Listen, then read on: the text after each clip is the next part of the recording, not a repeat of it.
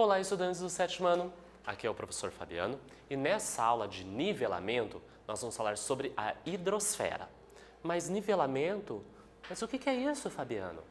Nivelamento é quando nós pegamos alguns assuntos que vocês já têm conhecimento, que já foi estudado em momentos anteriores, e nós trazemos essas informações, esses conteúdos, porque eles são essenciais, eles são importantes, porque daqui para frente novos assuntos vão ser aprendidos. E eles são super importantes porque vai depender do conhecimento prévio para assuntos futuros. Então, você não vai aprender sobre a hidrosfera, mas assuntos novos vão depender dessas informações para o entendimento. Então, vamos adiante? Eu trago para vocês uma imagem. Então, vamos conversar sobre a imagem? Então, eu vou lançar um desafio para vocês. Você vai pegar o seu caderno, vai colocar a data, vai colocar o tema da aula e vai escrever algumas palavras que vêm à sua cabeça. É uma chuva de ideias. Que palavras vêm à sua mente quando você observa essa imagem aqui? Quando eu observo, vem um monte. E nós vamos conversar sobre isso daqui a pouco. Então eu vou dar um tempinho para você fazer as suas anotações, os registros dessas palavras e já volto.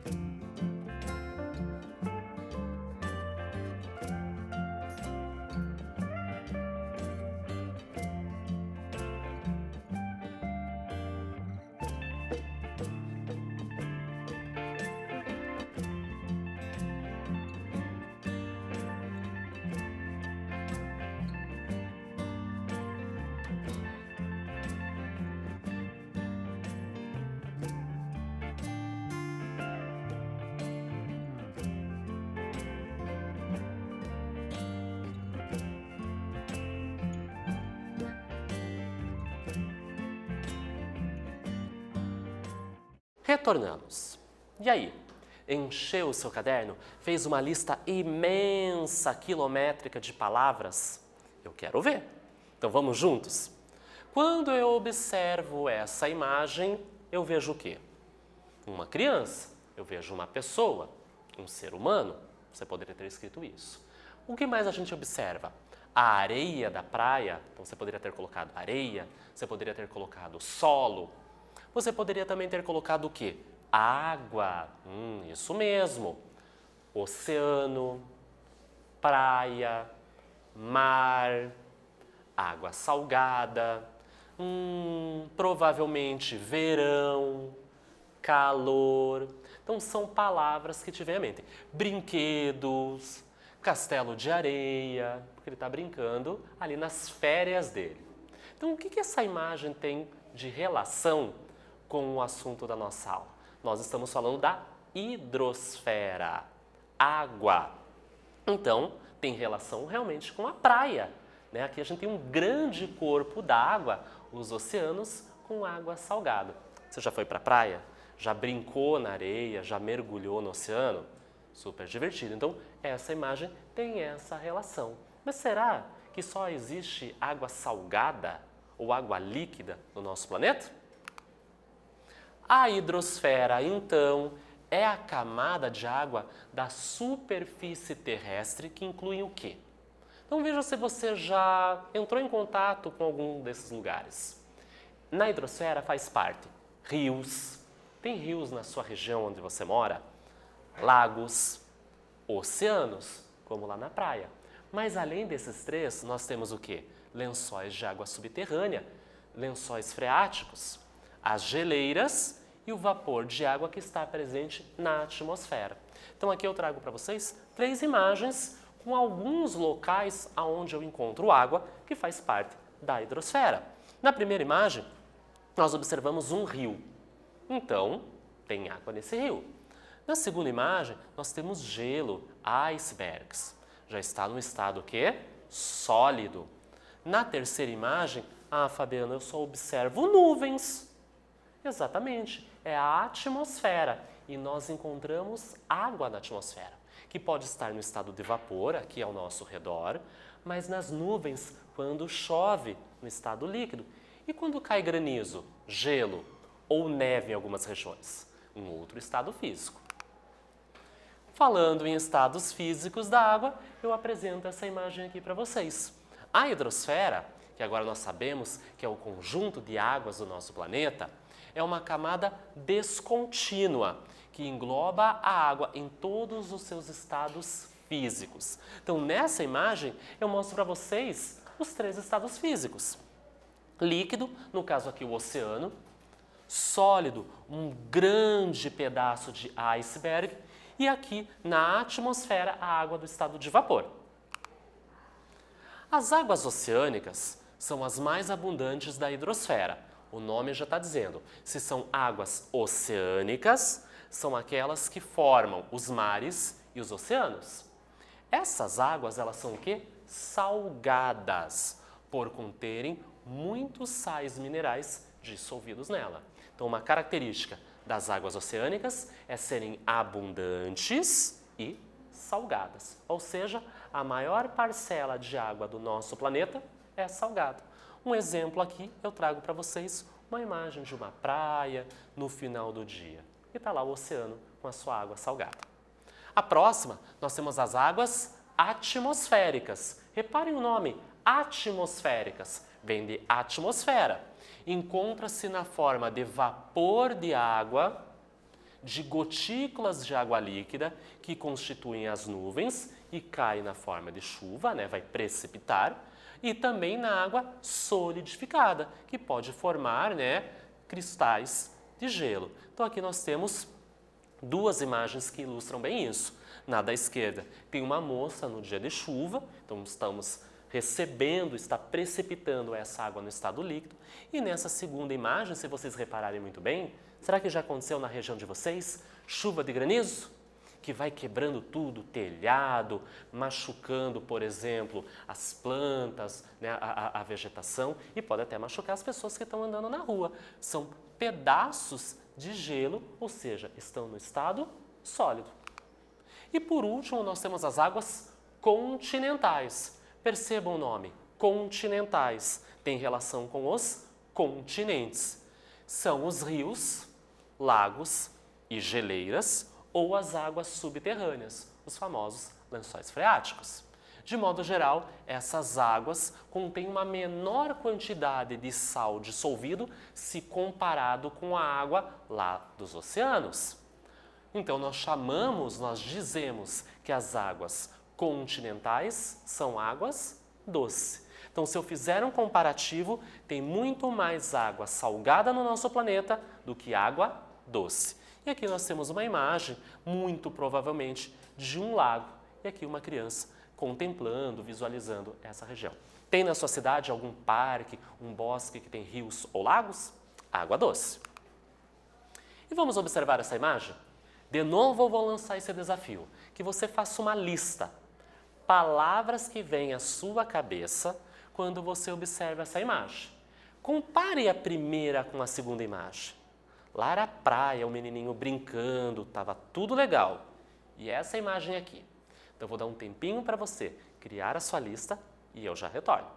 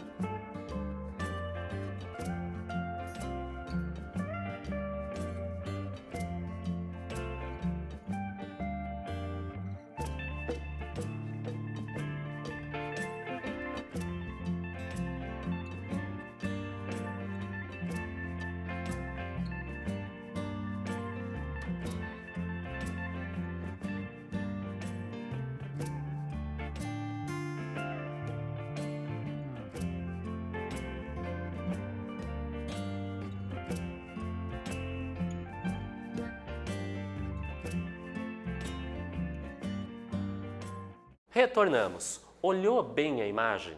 Tem muita informação, tem muito detalhe. Então vamos chegar aqui mais pertinho? Vem mais pertinho que a gente vai observar. Tem água. Então você poderia ter escrito na sua lista água.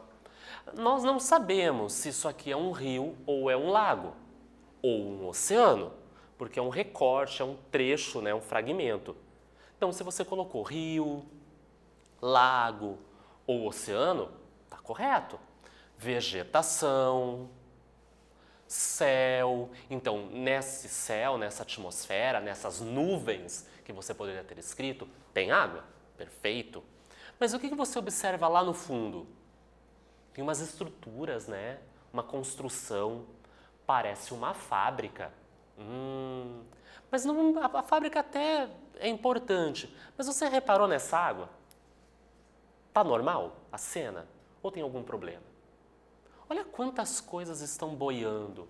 Lixo, materiais, plásticos. Então são palavras que você poderia ter colocado. Poluição.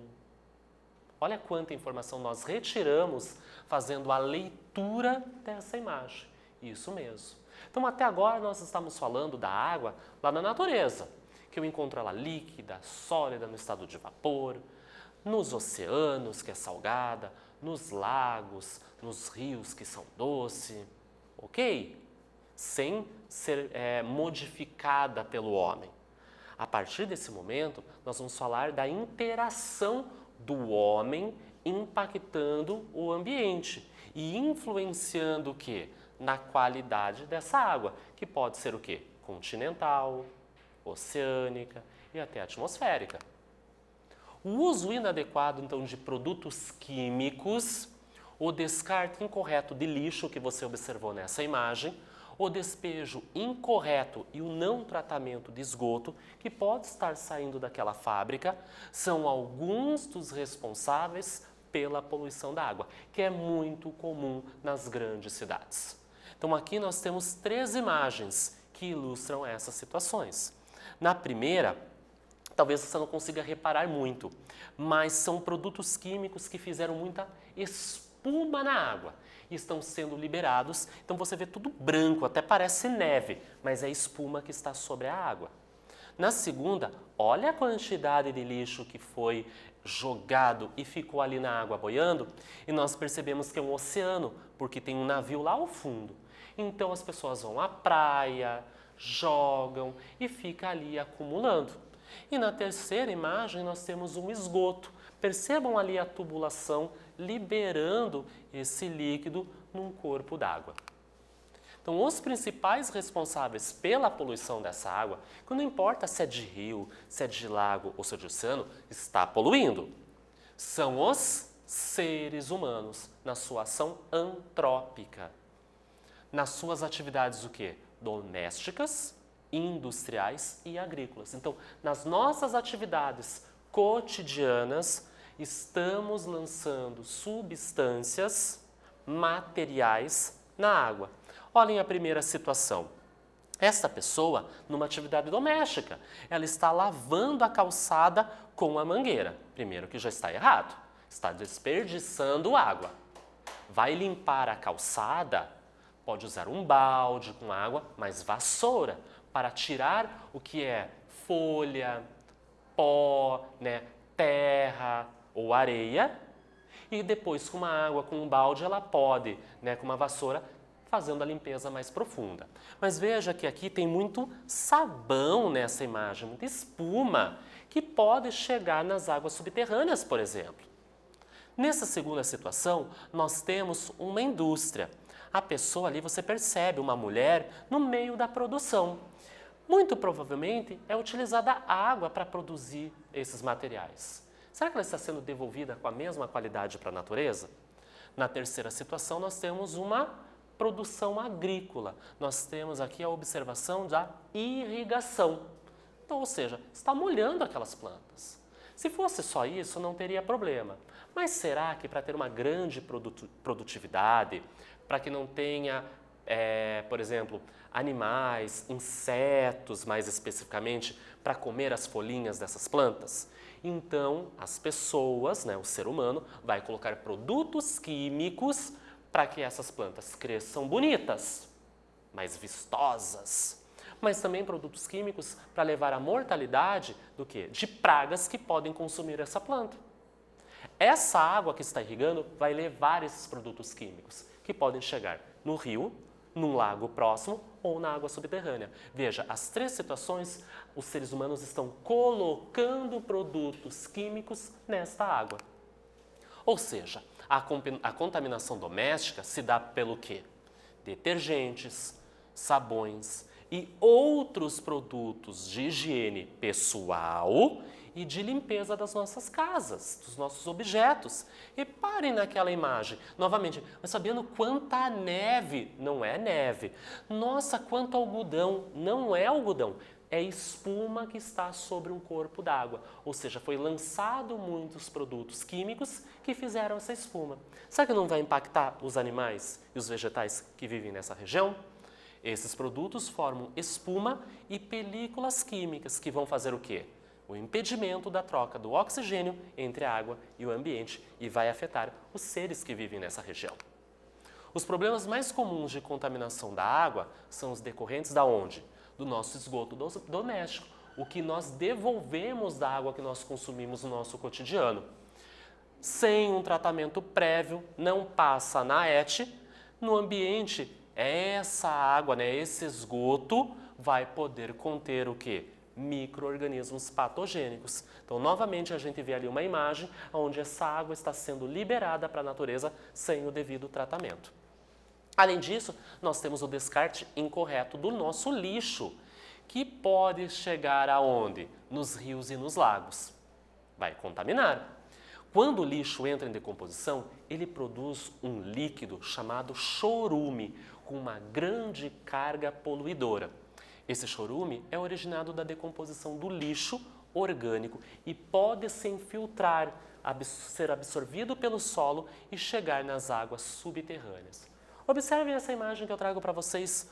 Quanto lixo nessa água. Até uma roda de bicicleta. Se as pessoas depositassem seus lixos no local correto, fizessem a coleta, o separamento, né, a coleta seletiva, plástico com plástico, papel com papel, e levar esse material para o local correto ou reutilizar, não teríamos esses problemas. Olha como esses objetos podem poluir a água no nosso planeta que nós vamos utilizar para o nosso consumo.